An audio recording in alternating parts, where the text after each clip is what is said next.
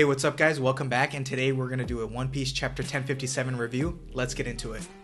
Alright, let's start off with the cover page where Caesar looks like he's attacking Katakuri, and looks like Katakuri actually got off a hit on Ichiji, and probably that hit's going to hurt, right? Or maybe he got off multiple hits and we're only seeing one, but he got that hit off, and even though Katakuri has future sight, it doesn't look like he's seeing this gas, and obviously for his future sight to work, he has to see the actual attack coming, right? So maybe he didn't see that gas attack coming, and let's see what happens from here. And as we're getting into the chapter, we start off with a very eloquent reencountment of what happened throughout the Wano arc, and this was done by, looks like, that new teacher that they hired to teach the students. We then check in near Tokage Port in Udon, where Yamato, Kinemon, and Momo are going to meet the Scabbards, and Yamato declares that she has decided she is not going to join the crew. Yamato tells Momo that Oden started his journey by taking a tour of Wano, and thus that she has to do the same. This doesn't really add up because Oden stated in the anime later that the only reason he didn't leave Wano is because he didn't know how to navigate.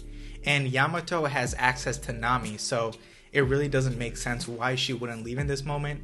But maybe it's a good thing, and that's why she's not joining the crew in this instance. But yeah, I think a lot of people are kind of upset by this. Here we also see that Momo gets pissed that the Straw Hats are leaving without saying goodbye, and so he's pissed off and he's ready to give him a piece of his mind. After this, we get to Tokage Port, where Law tells Luffy next time he sees them, they're actually going to be enemies. And this is a gag that Oda keeps running, but I'm not fully bought into it because I feel like Law has really been attracted to the crew, and he's really ended up being friends with the crew at the end of the day.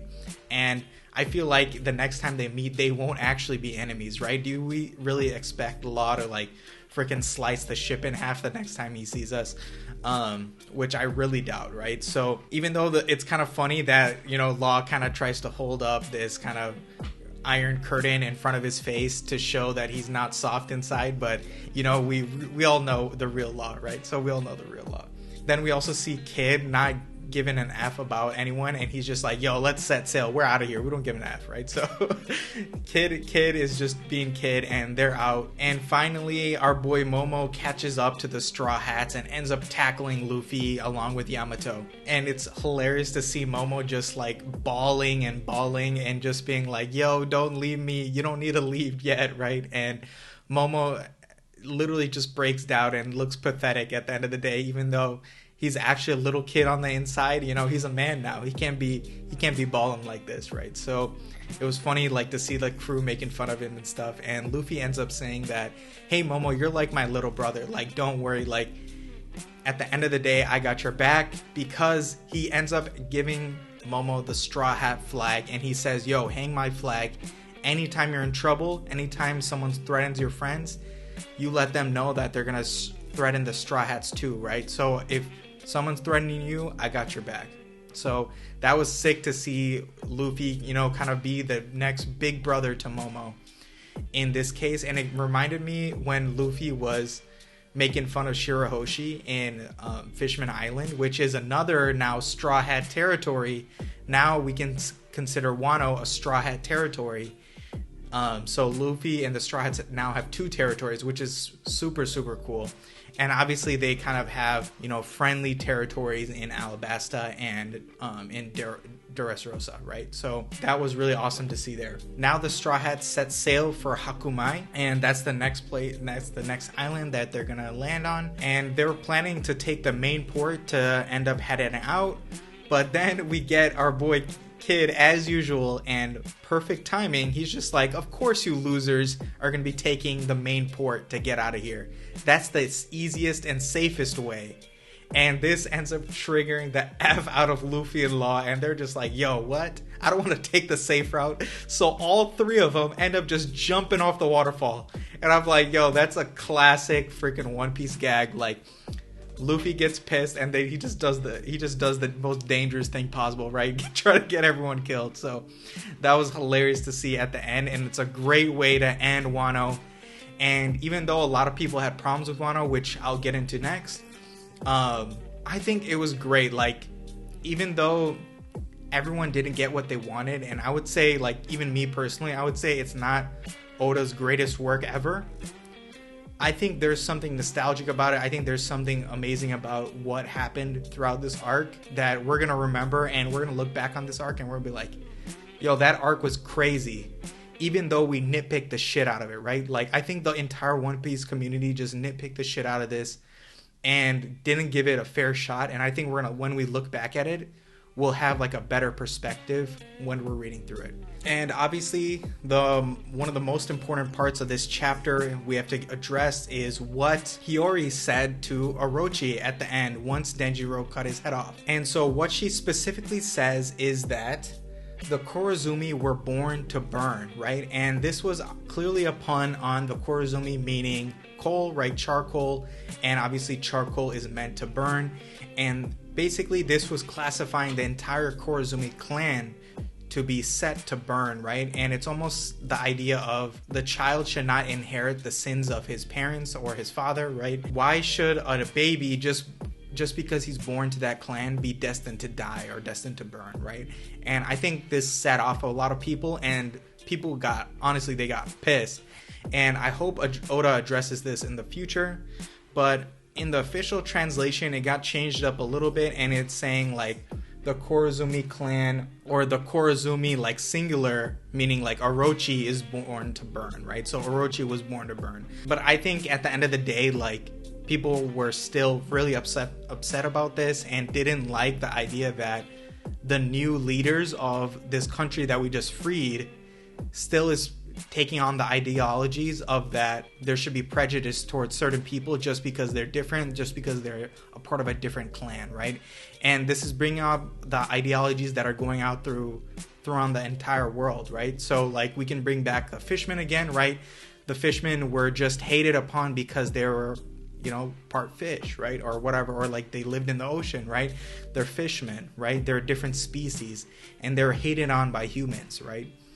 And things like this, it's bringing up hatred and prejudice, and it's something interesting that Oda is definitely going to play with. I feel like he put it in there for a reason, and I feel like he wanted to get kind of a spark in our minds about like what actually is going to happen in One Piece.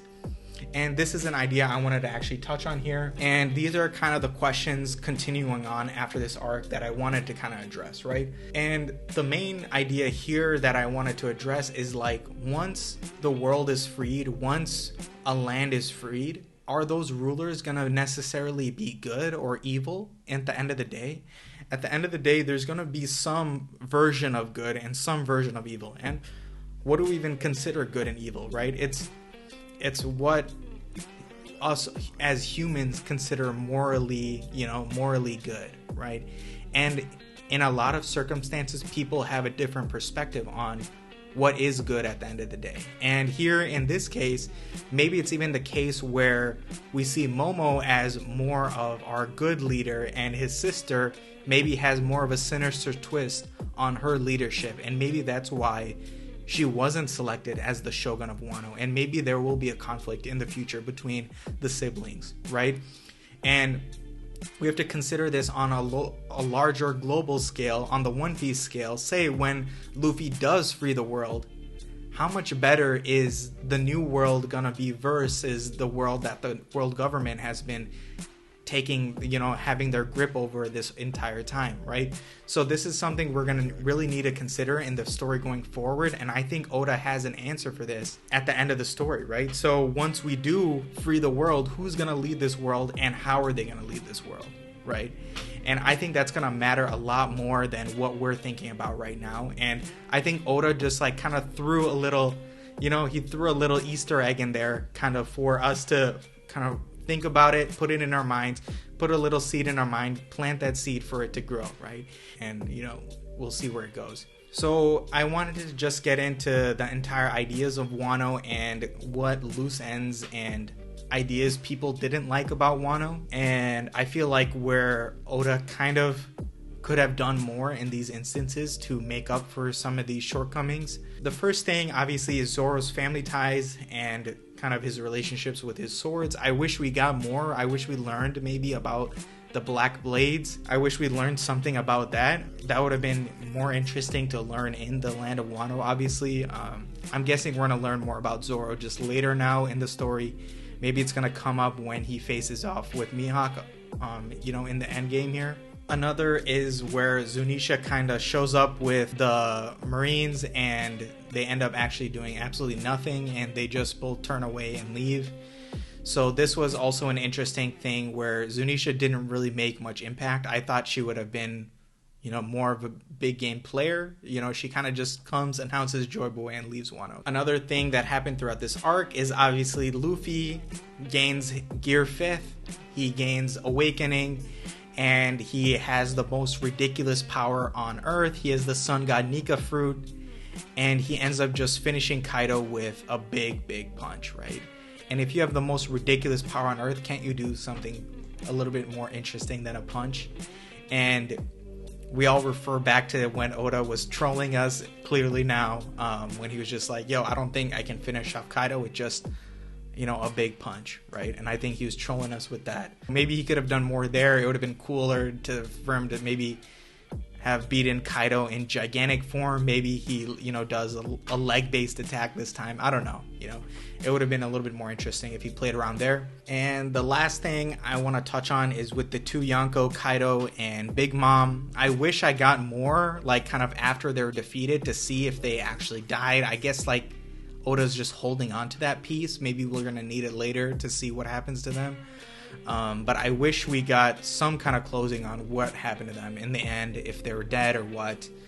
It kind of just leaves it open for Oda to do with whatever he wants with it at the end. I wish Big Mom showed a little bit more of her strength, right? She didn't use as many Conqueror Haki attacks as she could have, as she's clearly a conqueror against Kid and Law, and we didn't see many of her attacks like that, so I wish we got to see more of that. Some counterpoints to that is I think everyone overestimated how strong Big Mom actually was, and at the end of the day, I think she just ended up being an incompetent fighter because of her personality as she got older, where she wasn't as reliable and would make silly mistakes, right? Like the way Big Mom made silly mistakes throughout this story, right? So I think that's really what this showed us at the end of the day, is that we kind of overestimated and wrote the story ourselves, right, in a lot of the cases, and Oda kind of just had to correct us on a lot of it, right? A lot of us had a lot of headcanon that went where it actually wasn't going, right, where the story wasn't going to go. So I think a lot of us bought into a lot of headcanon, and I think we should be careful about it in the future. But yeah, that's all I've got. Let me know what you guys thought of the chapter in the comments below. Let me know what you guys thought about Wano. And I will definitely keep making more reviews like this if you guys like and subscribe. And I'll talk to you guys later. Peace.